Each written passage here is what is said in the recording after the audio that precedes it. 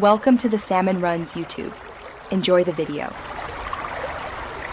You start by opening Chrome and confirming whether you're signed into a profile, because sync can reapply data across devices.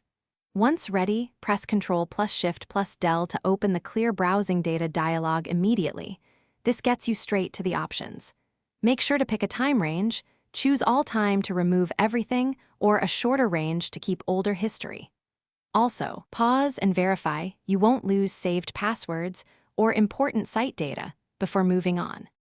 Now you decide what to remove and why. Browsing history clears URLs, cached images free space, and can fix display issues. Cookies sign you out of sites. Once done, use the Advanced tab to reveal extra options and uncheck passwords and autofill if you want to retain logins and form entries.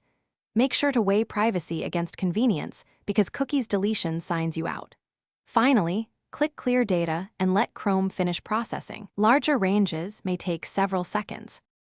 After clearing, restart Chrome and review your history with Ctrl+H to confirm deletion. If items reappear, that often means sync restored them. Sign out or pause sync, then clear again. Make sure to also check Google Account Web and App Activity if you use account-level history. Clearing there prevents server-side restoration. If a site still shows cached content, perform a hard reload or clear the cache again. One key tip: toggling sync off before deletion stops automatic resync. Thanks for watching. Consider subscribing if we helped you.